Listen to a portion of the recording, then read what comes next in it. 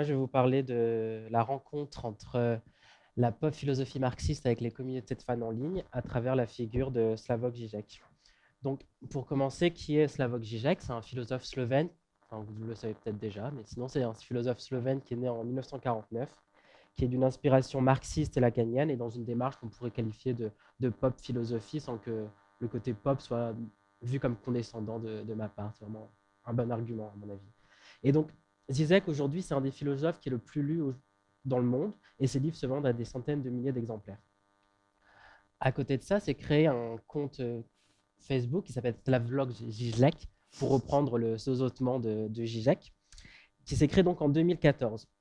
La page Facebook, elle est constituée des actualités du philosophe, donc publication de tel livre, de telle conférence, publication de ses interviews, et également de la création et du relais de tout un ensemble de mimes qui reprennent les idées ou l'image du philosophe.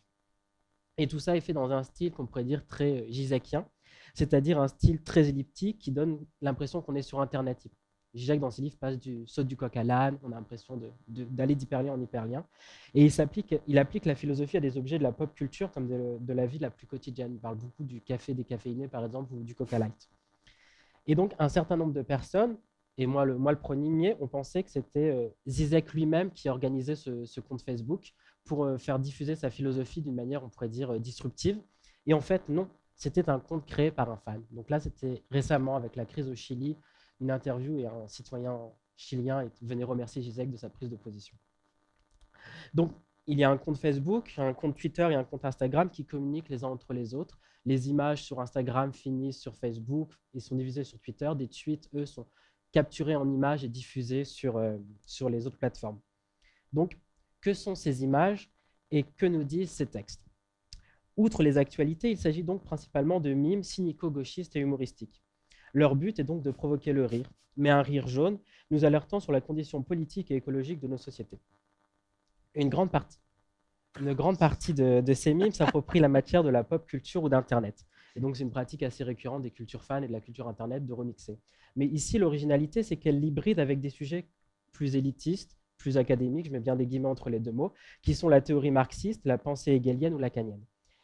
Et cette hybridation, elle peut être vue dans une sorte de filiation directe avec un art situationniste ou des personnalités comme Guy Debord. À quoi servent ces mimes? Là, on va y aller dans les gros mots, mais mon hypothèse est que dans un cadre d'hégémonie culturelle, ce conte fan sert à faire avancer la guerre des positions contre la morale bourgeoise. Je m'explique. Hégémonie culturelle, chez Gramsci, c'est un concept qui sert à expliquer pourquoi on n'arrive toujours pas à la révolution du prolétariat alors que le manifeste du Parti communiste de Marx et d'Engels a été publié plusieurs décennies avant. Pour Gramsci, c'est car l'idéologie bourgeoise dominante a déteint sur les classes dominées à tel point qu'elle les a formées dans des ethos individualistes et consuméristes, les faisant accepter leur propre servitude économique.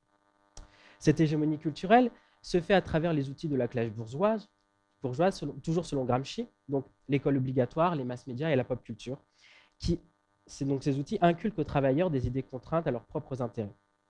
La guerre de position qu'il s'agit de gagner, c'est l'idée qu'avant de gagner la guerre du mouvement, qui serait de renverser le capitalisme, il faut gagner la guerre de l'imaginaire et de la morale pour permettre justement au prolétariat de libérer les énergies.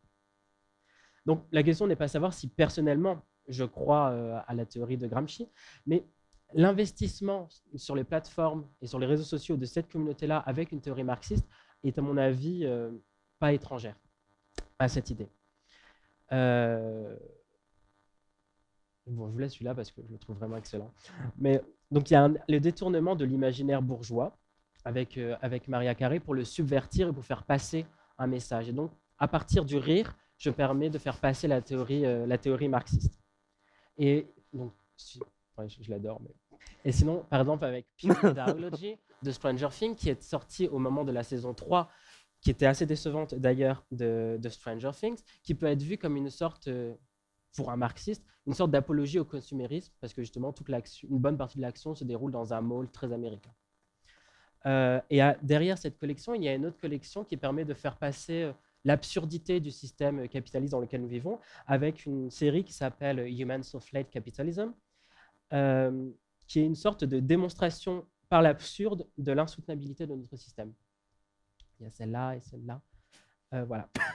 La communauté de fans de Zizek est donc une arme de combat dans cette guerre de position dont je parlais plus haut, mais elle est en même temps un objet promotionnel de Zizek parce que justement elle met en avant la vente de ses livres, la vente des tickets pour ses conférences. Et c'est cette implication promotionnelle qui pourra d'ailleurs être le développement ultérieur d'une de mes prochaines communications.